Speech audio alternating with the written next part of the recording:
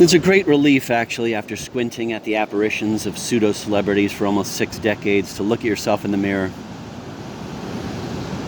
to look at your own anonymous, moribund face. In my own eyes, I can see the tiny nuns floating across the boulevard. Perhaps it's just that degenerative debris that floats in the vitreous humor of the eye, but to me, it's tiny Jersey City nuns. There is something unspeakably consoling in one's own smile. In that reflection, you can discern the face of yourself as a child and the face of yourself as a corpse. And in this moment, all the fundamental antinomies are reconciled. The sacred and the profane, the analyst and the analysand, the celebrated success and the abject failure, the pilot and the passenger, writer and reader, fiction and nonfiction, past and present, and the mind that abides and the mind that is gone. The imaginary intern and I used to watch lots of lectures and documentaries on YouTube. One of our favorites was by Masakazu Konishi, a Japanese neurobiologist known for his research on the prey capture auditory systems of barn owls.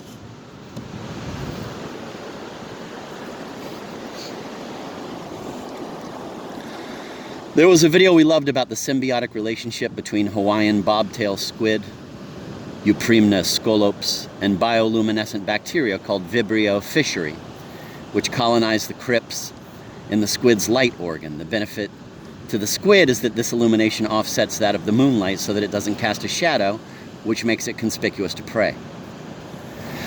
There was one depicting a feeding frenzy of deep-sea snailfish, Nautilus cremodescensis, which are adapted to extreme pressure, total darkness, and cold temperatures. And at about the 10-second mark, this 25-centimeter giant white sea monster,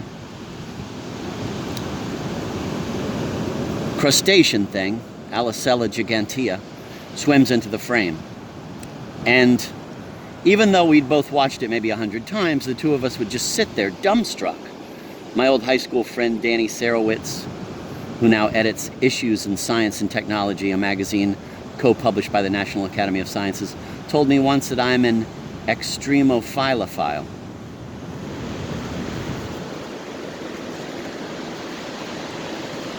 But sometimes I just wanted to watch something sort of light and silly, and one night we happened on The Expendables, this movie starring Sylvester Stallone, Jason Statham, Jet Li, and Dolph Lundgren. And the imaginary intern, using one of his quainter expressions of disinclination, said, "I'd rather watch a person scoop shit out of his ass and frost a cake with it than watch The Expendables."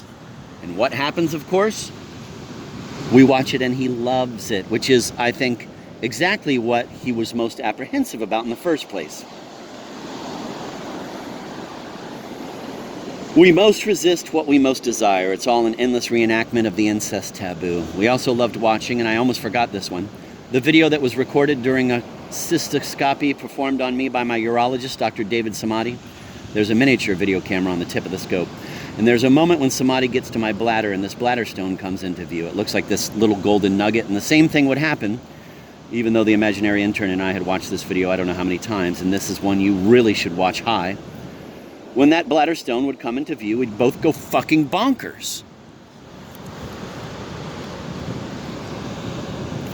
I'm completely convinced that endoscopic imaging is the ne plus ultra of reality TV, and I think that once the equipment comes down in price, people will just start sticking scopes down their throats and up their asses and just sit around and watch that all day. Duchamp spent the last 2 decades of his life secretly constructing this very enigmatic assemblage called Étant Données in a clandestine space off the bathroom in his apartment on West 14th Street. Leading everyone in the art world to believe that he'd stopped working as an artist, that he'd abandoned art to devote himself to chess. With Gone with the Mind, the imaginary intern and I decided to do exactly the opposite. We made a great display of working every day, but we were actually doing nothing. Well, we were tweeting, looking at porn, playing video games, or attempting to at any rate. Watching shit on YouTube, watching old movies on TCM, etc. But we weren't writing, per se. And he was always busting my balls about how long it was taking. He was always reminding me that Nietzsche wrote his autobiographical Ecce Homo in only 2 months, as he teetered on the brink of complete syphilitic insanity. So he didn't see why it should take or be any problem for us to get this done by whatever deadline we'd imposed on ourselves at that point.